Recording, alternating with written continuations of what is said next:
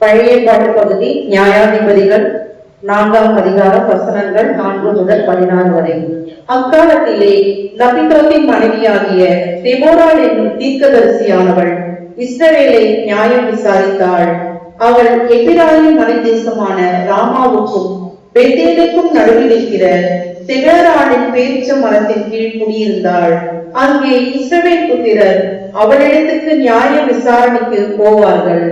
அவன் நப்தலில் உள்ள கேதேசில் இருக்கிற அபினோகாமின் குமாரன் பாராத்தை வரவழைத்து, நீ நப்தலி புத்திரரிலும் செபுலோன் புத்திரரிலும் 10,000 பேரை கூட்டிக் கொண்டு தாபோர் மலைக்கு போக கடவாய் என்றும், நான் யாபீனின் சேனாதிபதியாக சிசேராவையும் அவன் ரதங்களையும் அவன் சேனையையும் பீசோன் பள்ளத்தாக்கிலே உன்னிடத்துக்கு வர இழுத்து அவனை உன் கையில் ஒப்புக் கொடுப்பேன் என்றும் இஸ்ரவேலின் தேவனாகி கர்த்தர் உனக்கு கட்டளையிடவில்லையா என்றாள்.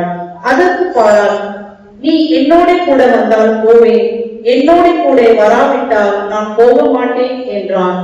அதற்கு அவள், நான் உன்னுடனே கூட நிச்சயமாய் வருவேன், ஆனாலும் நீ போகிற பிரயாணத்தில் உண்டாகிற மேன்மை உனக்கு கிடையாது.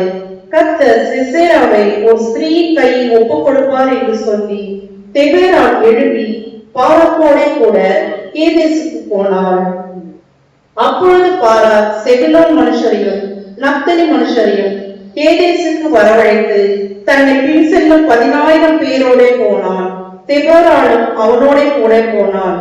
கேனியனான ஏபேர் என்பவன் மோசேயின் மாமனாகிய ஓபாவின் புத்திரராய் இருக்கிற கேனியரை விட்டு பிரிந்து கேதேசின் கிட்டே இருக்கிற சானாயிம் என்னும் கர்வாலி மரங்கள் அருகே தன் கூடாரத்தை போட்டிருந்தான்.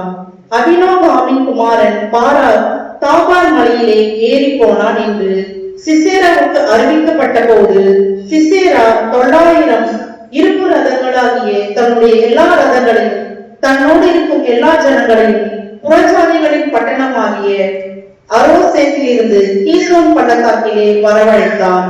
அப்பொழுது தெபோராள் பாராக்கை நோக்கி, எழுந்து போ, கர்த்தர் சிசேராவை உன் கையில் ஒப்புக் கொடுக்கும் நாள் இதுவே, கர்த்தர் உனக்கு முன்பாக புறப்படவில்லையா என்றாள். அப்பொழுது பாராக்கும் அவன் பின்னாலே 10,000 பேரும் தாபோர் மலையில் இருந்து இறங்கினார்கள். கர்த்தர் சிசேராவையும் அது எல்லா ரதங்களையும் சேனை அனைத்தையும் பாராக்குக்கு முன்பாக பட்டய கருப்பினால் கலங்கடித்தார். சிசேரா ரதத்தை விட்டிறங்கி கால்நடையாய் ஓடி போனான்.